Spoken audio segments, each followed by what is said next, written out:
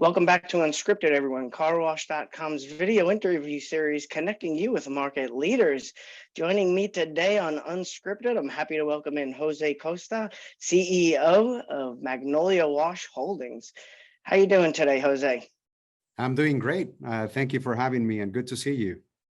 Yeah, great to see you as well, and thanks for joining me. I wanted to catch up with you today on some updates from your chain. Maybe dive into some of these market trends and dynamics that we're seeing here in the car wash industry. And just like a lot of us, Jose, I know you're preparing for the SCWA Expo and Convention happening here in a couple of weeks in Fort Worth, Texas. We're looking down the schedule of events. I see that you're presenting the CEO forum, right? So any nerves going into that speaking engagement, or once you've been on a hit show like Undercover Boss, everything else is pretty much a cakewalk after that? You're stealing my thunder. I'm excited to be there. I'm excited to share my humble insights and experience. And maybe there's a surprise video on Undercover Boss that we'll play during the presentation, but I'll be talking about leadership. I'll be handing out books. I wrote a book on leadership a few years ago, and it's part of the presentation. So I'm excited to share know-how and my experience with everyone. All right, sounds good. I know we're looking forward to that. So best of luck, and looking forward to seeing you in person here in a couple of weeks at that show, Jose. So, you know, part of the discussion that you and I had before we turned on the cameras here is your prior experience in the collision industry specifically, some other markets as well, but. Obviously appointed to CEO position of Magnolia Wash Holdings last year in May. What attracted you to this car wash market? What did you see initially that allowed you and your team to capitalize on the viability of this car wash market? Yeah, I spent about 5 years with Driven Brands running their paint and collision vertical. So CARSTAR, Maaco, Drive and Style. And I just fell in love with the automotive aftermarket space. And when you work for private equity, you end up moving companies. You either get sold or it gets acquired or you go public. So I was trying to find my way back into the automotive space. And fortunately, I came upon this opportunity and it really hit everything that I was looking for. Highly fragmented.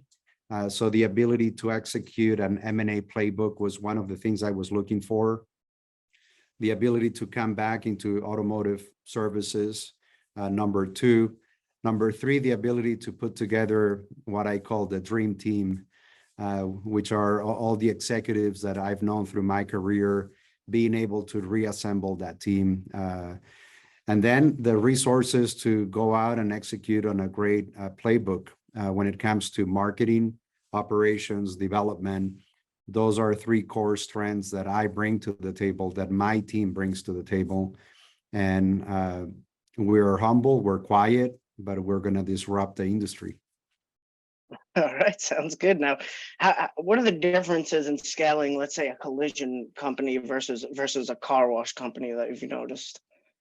There's a lot more similarities than differences. One main difference is the challenge of the point of sale system in our space, right? You have DRB, ICS, Sonny's, Micrologic.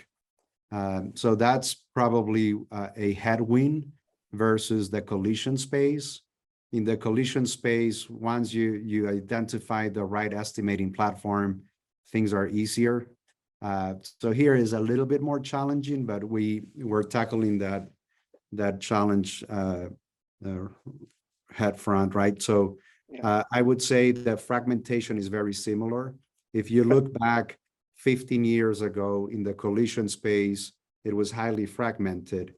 Today, fast forward, you have a couple public players, you have a couple consolidators, and I think that's where the car wash industry will end up.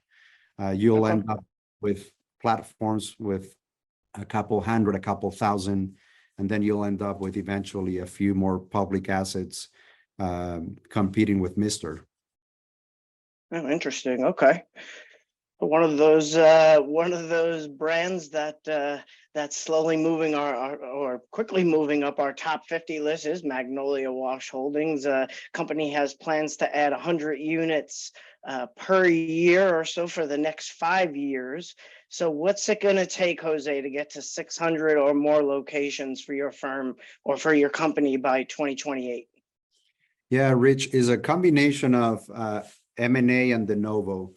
As you know, on the de novo or new to industry side, the cycle is about 18 months. So it takes a minute to build a pipeline where you have enough density to open a lot of locations over time. And then you have a highly fragmented space where at the right multiple, with the right geography at the right time, you can supplement and get you to a number close to 100. So that's our plan, to add about 100 units a year.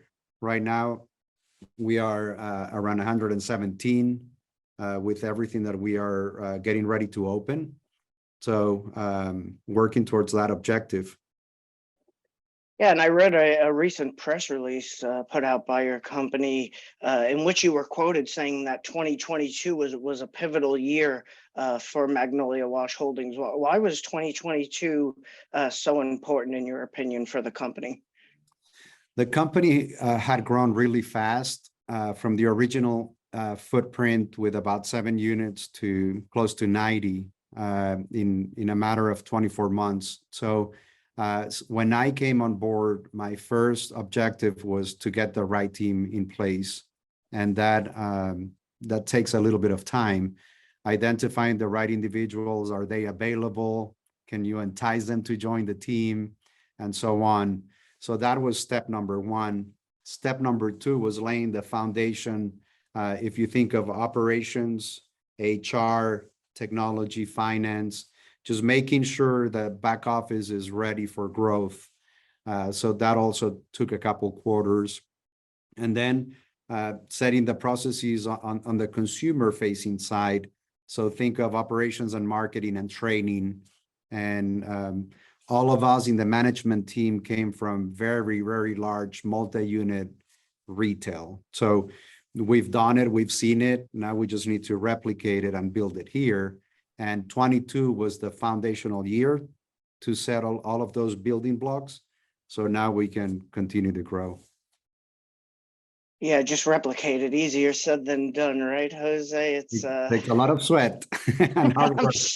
I'm sure it does, and hopefully not too much blood and tears, but for sure, always a challenge, and in different markets present their own set of unique challenges and opportunities, right? So Magnolia Wash Holdings obviously growing prominently in the Southeast, a couple of other northern states, Ohio and Virginia, just to name a couple there. But you know, how would you describe the chain's growth strategy up until this point? Have you been more focused strategically on a region of the country, or is it just a matter of trying to open up as many locations as possible, regardless of where they're at? No, that's one of the cardinal rules that will never break. You see some of our competitors, and it happens a lot outside of the industry. People are trying to chase a number, and they'll jump 3, 4, 5 states. And that is something that we will never do here. We want our development to be defensive and contiguous. We want to build it state by state and create density before we move to the next one. It just creates a lot of efficiencies when it comes to brand, when it comes to training, to operations. So we are very thoughtful on where we grow and how we grow. All right, fair enough. You know, you mentioned one of the headwinds earlier in the conversation here today. Do you foresee any significant challenges or roadblocks or any headwinds that would slow this car wash market as we progress through 2023? And then how would those trends that affect the market as a whole, how do you anticipate them impacting Magnolia Wash Holdings, if at all? Right. I think at the macro level, we're going to a pivotal point with interest rates and just the overall economy, how consumers are feeling right now. But that is a point in time that will get better as we move through 23 and 24. So I wouldn't say that's something that will transform or impact the industry long term. We monitor miles driven and they continue to go up. So consumers continue to keep their vehicles longer, and vehicles are an extension of yourself. You want to take care of them. You want to have them clean. And the car wash space gives you the ability of having a very gratifying moment for $10, $15, 3 minutes. You come in with a dirty vehicle and come out with a great clean vehicle. And that changes your mood. We've done a lot of consumer research, so we see that as a benefit. I think one of the headwinds is oversaturation in certain markets. You see a lot of coming soon signs of car washes down the same street. So hopefully competitors are becoming more strategic, friendlier, and they're picking up the phone and calling and saying, Rich, are you really going across the street? Can we do a trade? Can you go here and I'll go there? Because honestly, it doesn't make sense to oversaturate a market. There's enough white space for everyone to build their own car washes. If you look at density of population growth, registered vehicles in primary, secondary, and tertiary markets across the Southeast and the country, there's plenty of opportunity, right? On the labor front, we have the beauty of a low labor model across the industry. When you think of express, you don't have a lot of labor per site, and that's a beautiful tailwind.